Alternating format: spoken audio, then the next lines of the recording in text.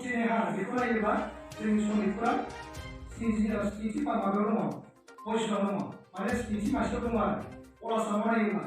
बेनिफ्राय जाय माने फार्स्ट डिभिजनानो बिराद बुरजा जादों, जेरै क'क्राझार बायदि, क'क्राझारा माने फार्स्ट डिभिजननि उथ्रिनाय हारा बिराद बुरजाब्लाबो बिथांमोननि जे पास जानाय पार्सेन्टेज बेखिनि 6थियाव सोलायो आरो। बे समाव आं अनजिमा मोसाहारि राङापारा दख'रा एबसुनि बानजायनायाव मेट्रिक आनजादाव सेथि थाखोआव उथ्रिसार जानो हानाय फरायसाफोरखौ बरायदों। अनसुमै गेजेर आरो गोजौ फरायसालियाव राङापारा दख'रा एबसुआ 2022 मायथाइनि मेट्रिक आनजादाव दख'रानि मादाव बांसिन नाम्बार मोननो हानाय सानै फरायसाखौ मान बावनायजों लोगोसे सेथि थाखोआव उथ्रिसार जानो हानाय फरायसाफोरखौ जयै गाबगोनां हाबाफारिजों बरायो। राङापारा दख'रा एबसुनि आफादगिरि मानगोनां सानजोहोलाव बर' बिथांनि मासि सामलायनायाव गिबियाव बिखार बावनायखौ मावफुंनानै होयो। बेनि उनाव अमला बर' गुदि फरायसालिनि गाहाय फोरोंगिरि सभाराम बर' बिथाङा मेलखौ बेखेवनानै होयो। मख'जाथावदि बे हाबाफारियाव गाहाय आलासि महरै बाहागो लायो सनितपुर जिल्ला दुलाराय बर' फरायसा आफादनि आफादगिरि राजेश बसुमतारी बिथाङा।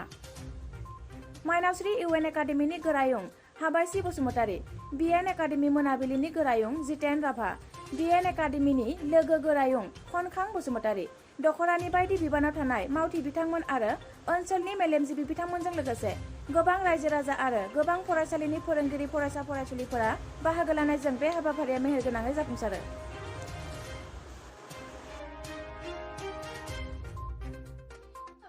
दिनै राङापारा दख'रा दुलाराय बर' फरायसा आफादा 2022 मायथाइयाव जे बर' बिजोंजों मेट्रिक आनजाद होनाय बेवहाय फार्स्ट डिभिजन बा सेथि थाखोआव उथ्रिनाय फरायसाफोरखौ बोसोरै बिथांमोना सानै सायख'नानै मान होबोबाय थानाय जादों। देग्लायबो नैबे अनसुमै बर' गेजेर आरो गोजौ फरायसालियाव बिथांमोना बे हाबाफारिखौ खुंनाय जादों। बेवहाय आंखौ गाहाय आलासि महरै बिथांमोना लेंहरदों। आं गाहाय आलासि महरै बाहागो लाफैनानै जोबोद गोजोननाय मोन्दों। मानो होनोब्ला राङापारा दख'रा दुलाराय बर' फरायसा आफादनि बेन्दोङाव गासै 50 गोजौ फरायसालि दङ। बे 50 गोजौ फरायसालिनिफ्राय सा 184 फरायसाफ्रा आनजाद होदोंमोन।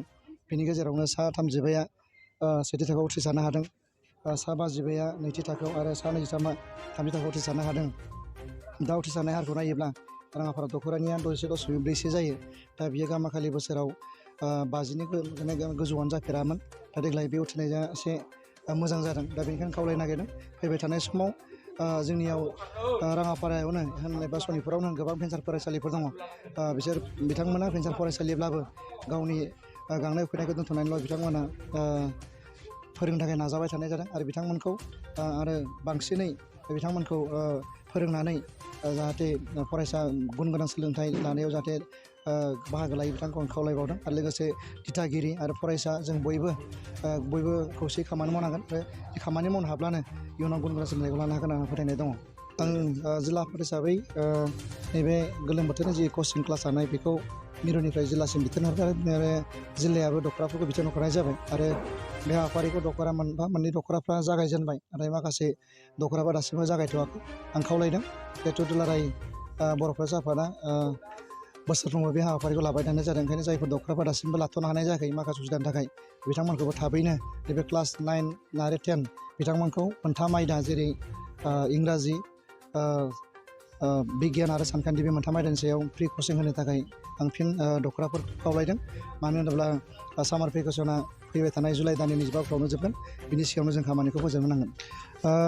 जि ड्राग्स एडिक्ट जानाय बेखौ फ्राय जोंनि लाइमोन सेंग्रा सिख्ला एबा फरायसाफोरखौ बियो जोबोद नाख्रेबदों होननानै जों दिनै नुनो मोन्दों। दा बेनिखायनो बिनि सायाव दुलाराय बर' फरायसा आफाद हिसाबै जों बेनि सायाव खामानि मावबाय थानाय जादों। दा जों दुलाराय बर' फरायसा आफादा बुंबाय थाबाल' जाया, बेवहाय साफ्रोम फरायसायानो जों थांखि लानो नांगोन जे आङो ड्राग्स एडिक्ट जाया, आं ड्राग्स जाया, बिदि थांखि लानानै बयबो समाय लानानै जोङो खामानि मावनांगोन। आरो दिथागिरिफ्राबो गावनि फिसालाफ्रा एबा फिसाजोआ बबेयाव मा खालामहैदों बेखौ दिथा होनांगोन आरो समाजनि साफ्रोमबो बेखौ दायथ' लानो हायो।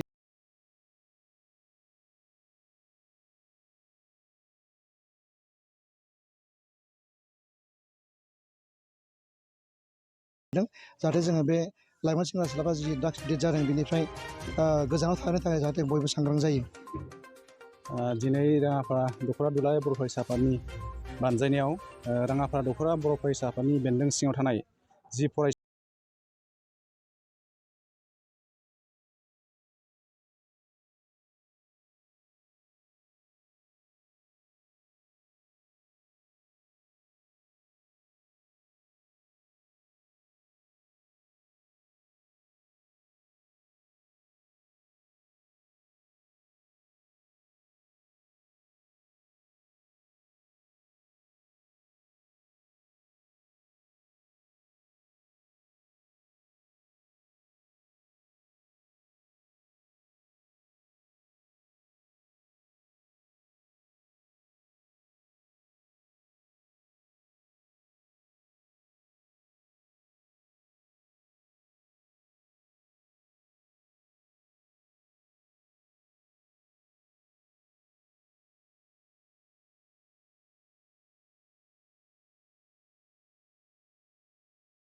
फोरोंथाइ बादा बेखौ जों लागोन। दा बेवहाय जोङो सोलोंनायनि जि मिरु थावनि बेखौ लकेश्वर ब्रह्म गेजेर गोजौ फरायसालियाव लानाय जादों आरो मोनसेया बिहुराम बर' गेजेर आरो गोजौ फरायसालियाव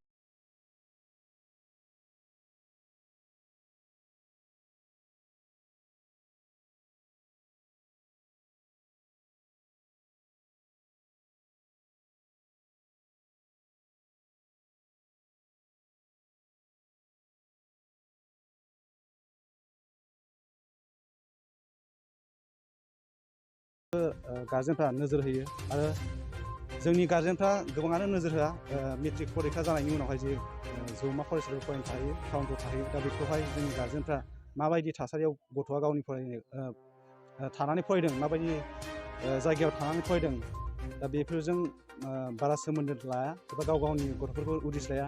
जे न' बिगोमा एबा भारा होग्रा बिगोमाजों बिथांमोनहा